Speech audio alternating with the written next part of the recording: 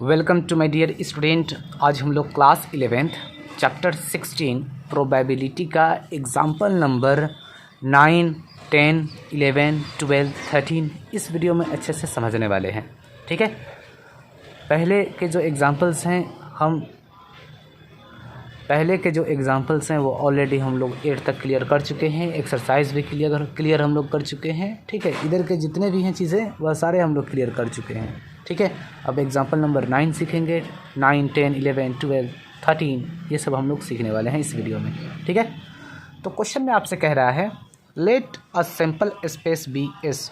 Sample space को S से denote करते हैं जो दे रखा है क्या, डब omega 1 omega 2 dash dash omega 6 तक, यानी कि 6 सैम्पल पॉइंट हैं। ठीक है, which of the following assignments of probabilities to each outcome are valid. कौन इसमें वैलिड है और कौन वैलिड नहीं है, यही हमें बताना है। हमारे पास 5 क्वेश्चंस हैं एग्जाम्पल नंबर 9 में। 5 क्वेश्चंस हैं और बताना है कौन वैलिड है कौन वैलिड नहीं है। देखिए, जिसका प्रोबेबिलिटी अगर 0 से 1 के बीच आता है, जिसका प्रोबेबिलिटी 0 से 1 के बीच में आता है तो हम उसे कहेंगे कि यह वैलिड है। अगर 0 से छोटा यानी कि निगेटिव नंबर आता है, ठीक है, या फिर 0 से बड़ा पॉजिटिव नंबर आता है यानी कि 1.01 भी रहेगा तो ये बड़ा ही कहलाएगा। ठीक है, तो हम उसे कहेंगे नॉट वैलिड। ये जो 0 से पहले नंबर आएंगे, 0 से छोटा और 1 से बड़ा आएंगे, वह क्या होंगे, नॉट वैलिड होंगे। ठीक है, ये आप याद रखिएगा, चीज़ें समझ में आया। तो चलिए ए नंबर में क्या है, देखिए ये ओमेगा 1 ओमेगा 2 ये आउटकम्स हैं, ओमेगा 3 ओमेगा 4 ओमेगा 5 ओमेगा 6। तो ए में दे रखा है 1/6। ठीक है, ए के 1/6 कितने हैं, 1 2 3 4 5 6। ठीक है, 6 है और सभी क्या हैं, 1 से कम हैं। देख रहे हैं, 1 से कम है और सारे को अगर आप प्लस कीजिएगा, ठीक है, तो यह 1 आएंगे। ठीक है, तो इसका मतलब क्या है कि ये हमारे वैलिड है। ठीक है, थोड़ा सा इसका सोल्यूशन भी हम लोग देख लेते हैं ताकि और आपको अच्छे से समझ में आ जाएगा। चलिए देख लीजिए आप यहाँ पर सोल्यूशन इसका।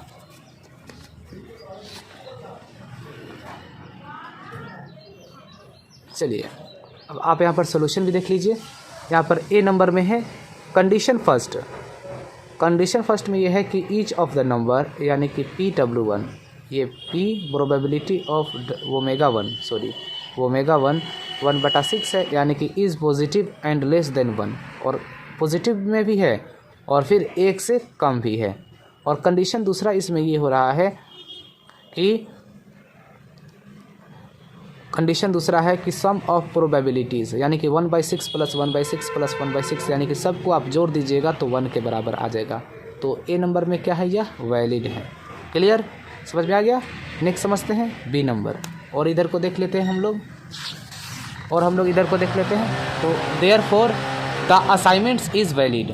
ठीक है, तो ये जो हमारा ए है, ये असाइनमेंट जो है हमारा, यह क्या है, वैलिड है। ठीक है, असाइनमेंट्स की बातचीत कर रहा है। Assignments of probabilities to each outcomes are valid.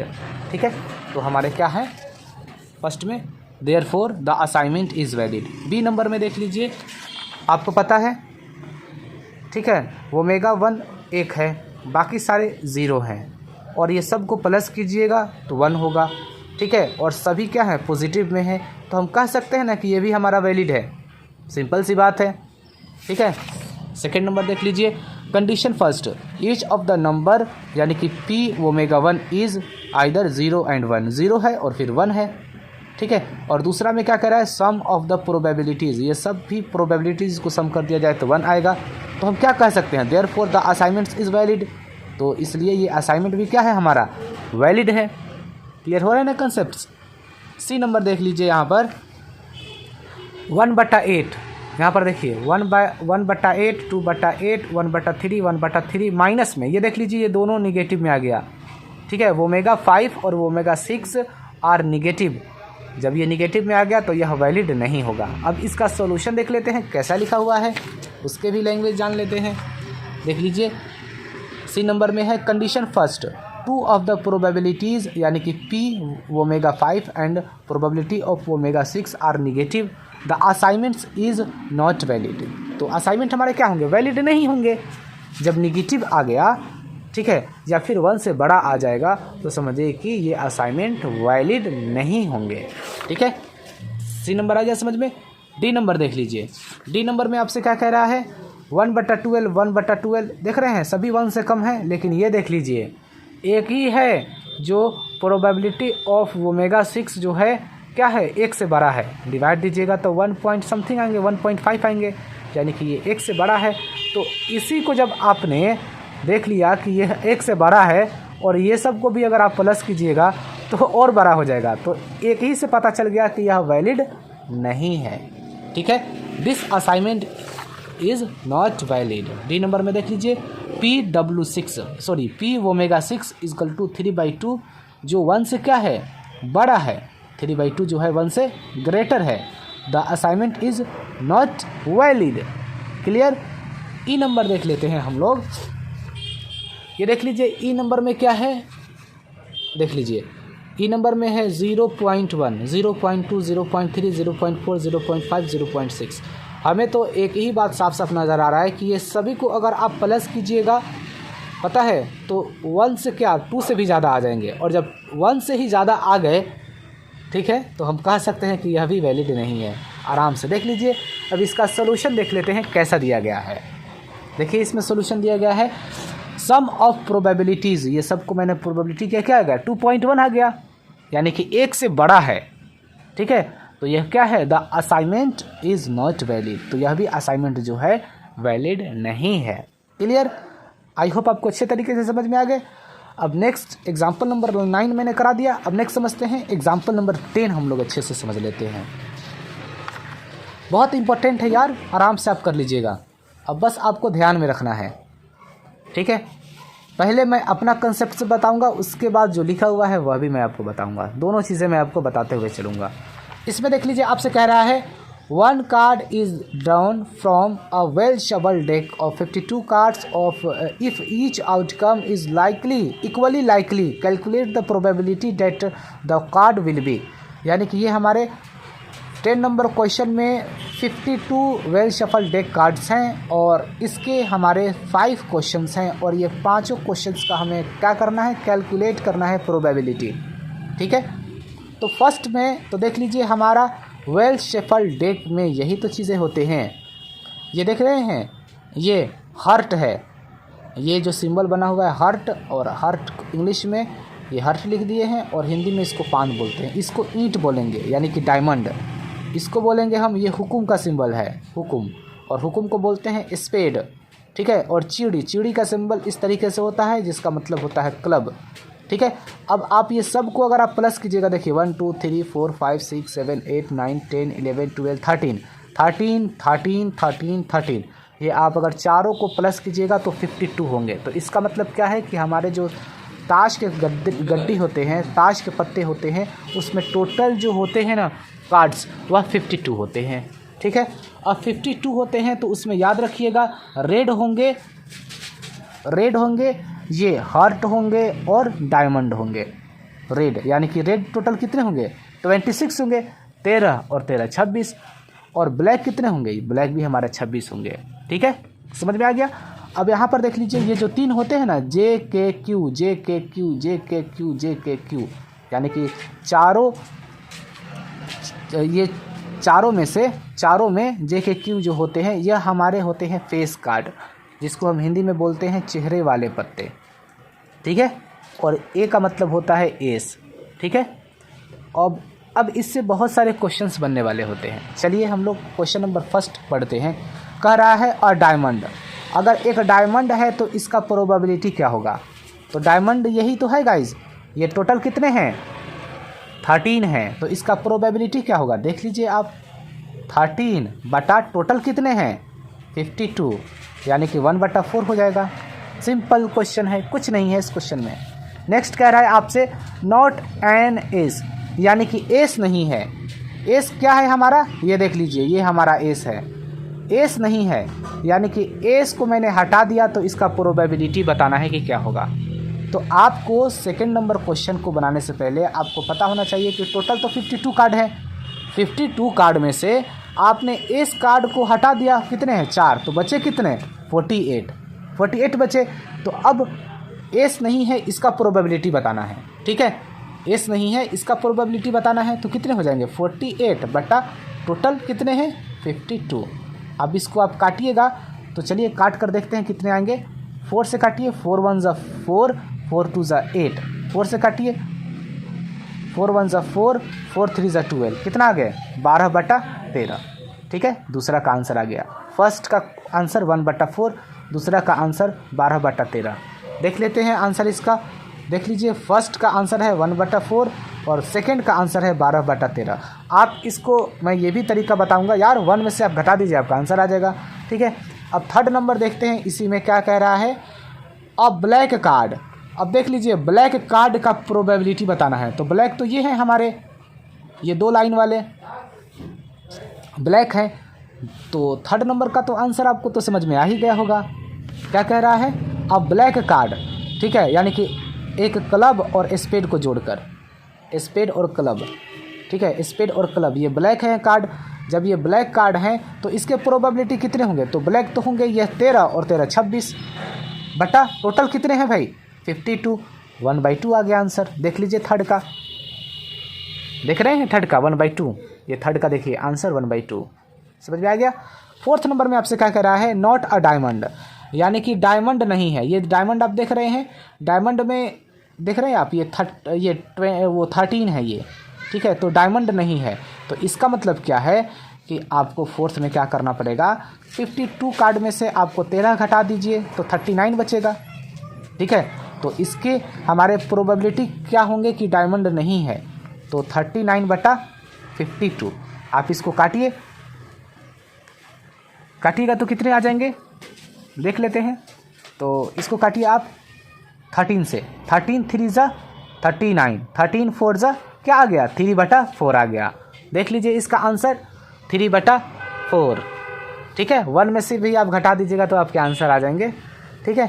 5 number question में आपसे क्या कर रहा है, नॉट अ ब्लैक कार्ड, यानी कि ब्लैक कार्ड नहीं है।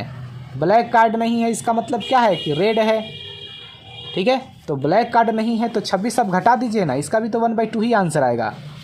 नॉट अ ब्लैक कार्ड, यानी कि ब्लैक कार्ड नहीं है तो रेड कार्ड है, तो रेड कार्ड है, तो रेड कार्ड हमारे तो टोटल 26 होंगे 52 में से, तो ये भी क्या आ जाएगा 1/2।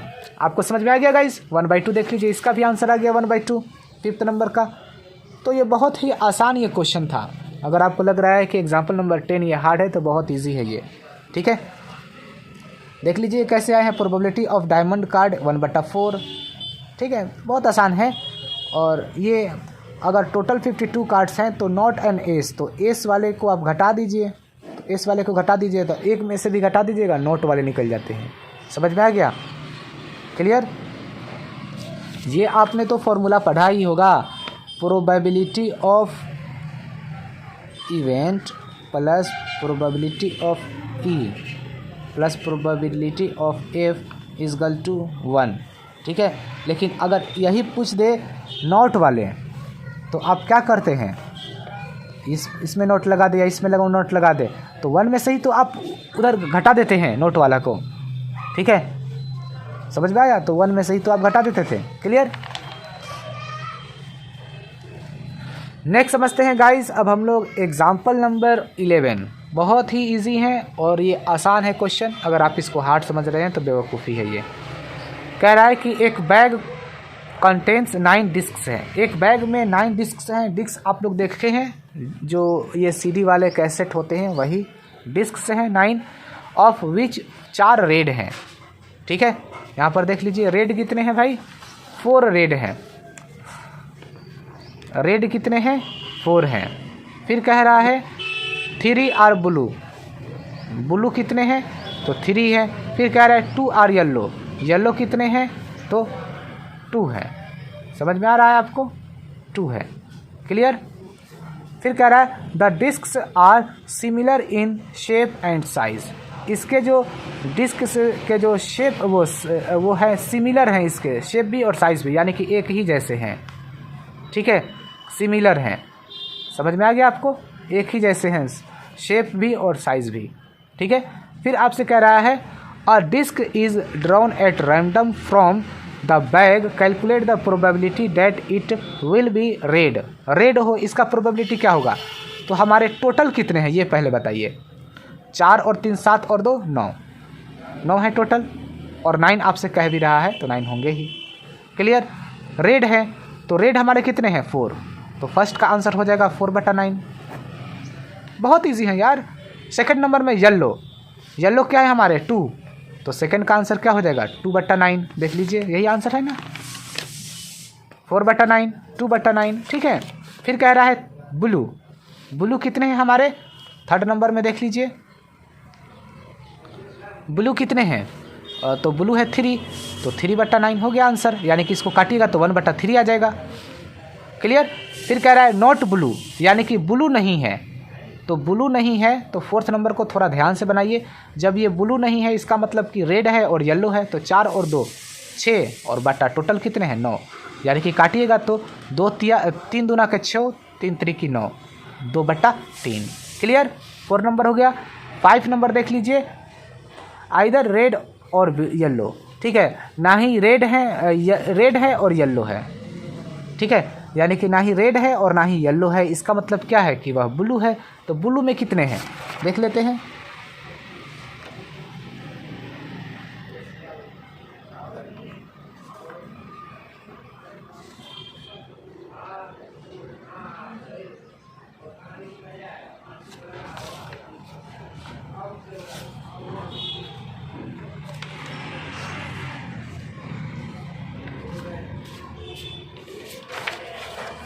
फिर आपसे इसका सोल्यूशन यहाँ पर गलत दे रखा है, इसमें आइदर रेड और ब्लू।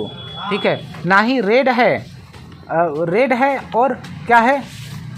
आइदर रेड और येलो, रेड और येलो, तो ये रेड हो गया और ये येलो हो गया। ठीक है, तो इसके भी अगर देखा जाए तो कितने हो जाएंगे? 6/9।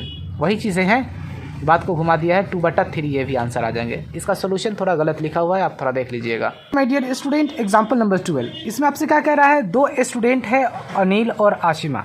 ठीक है, मैंने अनिल को प्रोबेबिलिटी ऑफ ए से इंडिकेट कर दिया और आशिमा को प्रोबेबिलिटी ऑफ बी से इंडिकेट कर दिया। ठीक है, नेक्स्ट कह रहा है अपीयर्ड इन एन एग्जामिनेशन, यानी कि दोनों एग्जामिनेशन में अपीयर हैं। The probability that Anil will qualify the examination is this. Anil qualify करता है एग्ज़ाम में, उसके लिए प्रोबेबिलिटी क्या है? 0.05। ठीक है, नेक्स्ट कह रहा है and what Ashima and that Ashima will qualify the examination. ठीक है, इज दिस, और आशिमा भी क्वालिफाई करती है एग्ज़ाम में, क्वालिफाई कर लेती है, तो 0.10 इसके प्रोबेबिलिटी है। समझ में आ गया? यानी कि बहुत ही कम है। समझ में आया? नेक्स्ट करें आपसे the probability that both will qualify the examination. जो दोनों क्वालिफाई करते हैं, अनिल भी इंटरसेक्शन आशिमा भी, वह कितने हैं? 0.02। समझ में आया? इंटरसेक्शन लगेगा जब दोनों क्वालिफाई कर रहे हैं, तो बोथ विल क्वालिफाई, तो इंटरसेक्शन लगेगा। क्लियर? नेक्स्ट समझ लेते हैं, find the probability that number A में आपसे क्या कह रहा है? Both Anil and Ashima will not qualify the examination. दोनों जो है क्वालिफाई नहीं कर रहे हैं, यानी कि अनिल भी क्वालिफाई नहीं कर रहे हैं, दोनों के लिए बोथ, और फिर आशिमा भी क्वालिफाई नहीं कर रहा है। ठीक है, समझ में आया? अब ये बन गया मेरा डी मॉर्गन्स लॉ। ठीक है, तो इसको तो हम ऐसे भी लिख सकते हैं, probability of A union B, ये इंटरसेक्शन यूनियन में चेंज हो जाएगा और इसका होल कॉम्प्लीमेंट हो जाएगा। क्लियर? समझ में आ गया? तो अब हम इसको क्या लिख सकते हैं? 1 minus probability of A union B. ये तो आपको पता ही होगा, याद रखिएगा। ये मैं कैसे लिखा हूँ? तो प्रोबेबिलिटी ऑफ ए कॉम्प्लीमेंट बराबर 1 माइनस प्रोबेबिलिटी ऑफ ए होते हैं ना, आपको पता होगा। तो जब ये कॉम्प्लीमेंट है तो 1 minus probability of A union B हम क्यों नहीं लिख सकते? समझ में आया? तो बस अब हमें क्या करना है? 1 minus probability of A union B का मतलब क्या होता है? Probability of A plus probability of B minus probability of A intersection B. समझ में आया? क्लियर? ये 1 है, तो 1 माइनस प्रोबेबिलिटी ऑफ ए कितना है हमारा? तो देख लीजिए 0.05 0.05 प्लस प्रोबेबिलिटी ऑफ बी कितना है 0.10 minus probability of A intersection B कितना है 0.02। समझ में आया? यानी कि 1 माइनस ये सब को प्लस कीजिए और माइनस कीजिएगा तो आपको 0.13 मिलेगा। समझ में आया? और अब आप घटा दीजिए तो कितने हो जाएंगे 0.87। ठीक है, दोनों क्वालिफाई नहीं करेंगे। ठीक है, एग्जामिनेशन में इनका प्रोबेबिलिटी क्या होगा 0.87। क्लियर? दोनों क्वालिफाई नहीं करेंगे एग्जामिनेशन में। Clear guys? समझ में आपको आ गया? नेक्स्ट समझते हैं हम लोग बी नंबर। बी नंबर में आपसे क्या कह रहा है? At least one of them. इसको अच्छे से समझिए, बहुत अच्छा है ये question. At least one of them will not qualify the examination, यानी कि कम से कम एक भी क्वालिफाई नहीं कर रहा है एग्जाम में। सेकंड नंबर क्या कह रहा है? एक भी क्वालिफाई नहीं कर रहा है। तो इसके लिए आपको क्या करना पड़ेगा? ना ही आशिमा क्वालिफाई कर रहा है और ना ही अनिल क्वालिफाई कर रहा है, यानी कि दोनों क्वालिफाई नहीं कर रहे हैं। इसके लिए हमें क्या करना होगा? 1 में से बोथ विल पास। सिंपल तो यही होगा, both will pass.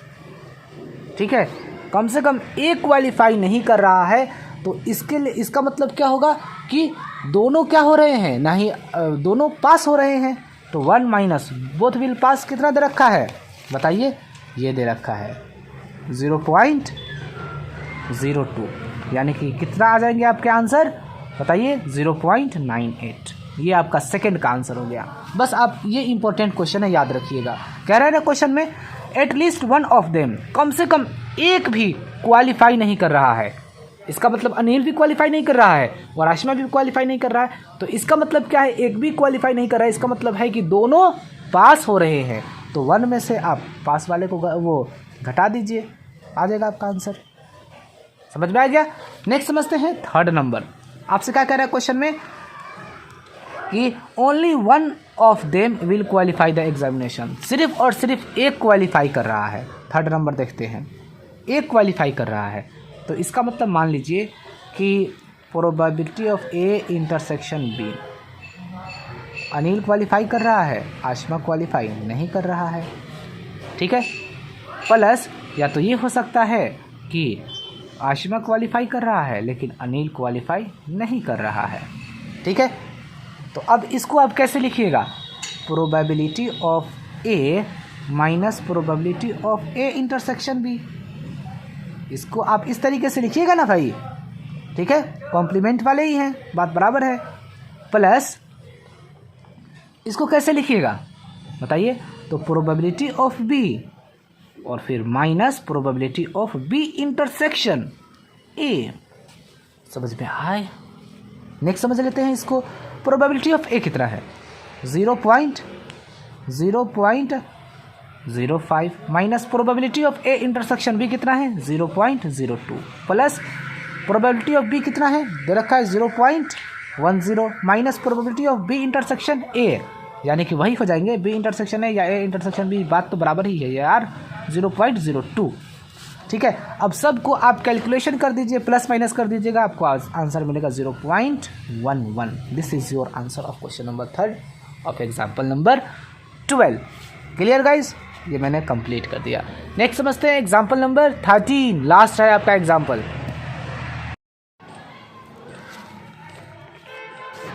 Next question है गाइज, अब next question guys example number 13 समझते हैं। ठीक है, इसको हम लोग दो तरीक़े से समझेंगे। क्वेश्चन में आपसे क्या करा है? A committee of 2 persons in selected from 2 main and 2 women.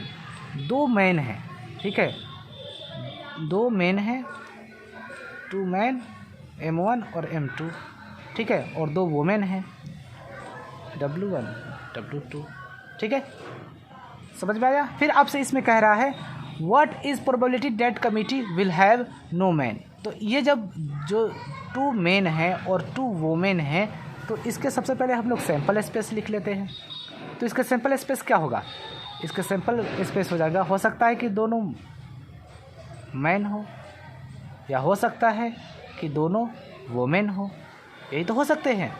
या फिर ये हो सकता है कि पहला मैन हो और दूसरा वोमेन हो, या ये भी हो सकता है कि पहला मैन हो और फिर दूसरा वुमेन हो, इसमें पहला वुमेन है, ठीक है। या हो सकता है कि पहला मैन हो और दूसरा पहला मैन हो, ठीक है, और दूसरा वुमेन हो, पहला भी मैन हो और दूसरा वुमेन हो, ठीक है, पहला वुमेन हो ये, ठीक है। चलते हैं गाइस हम लोग।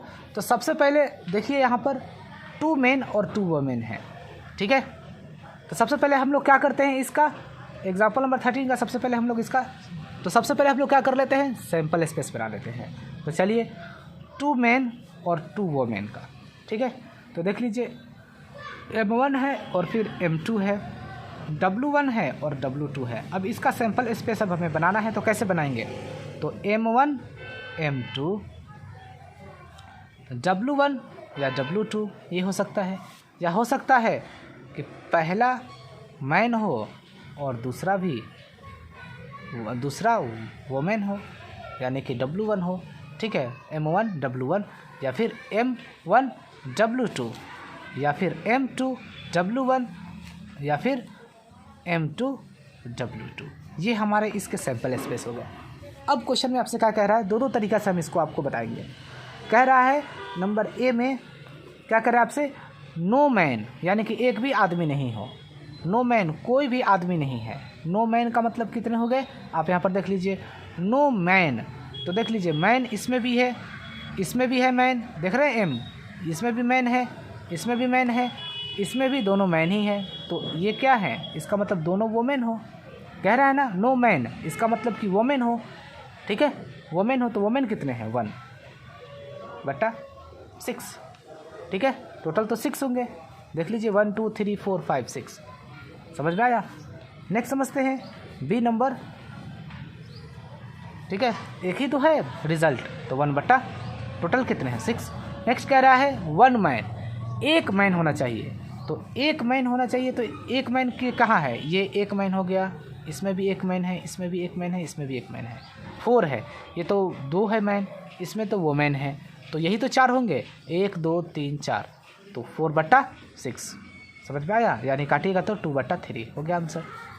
सी नंबर में आपसे क्या कह रहा है, 2 मेन हो, 2 मेन हो, तो 2 मेन यही है, दोनों मेन हो, तो क्या है 1/6 हो गया आंसर।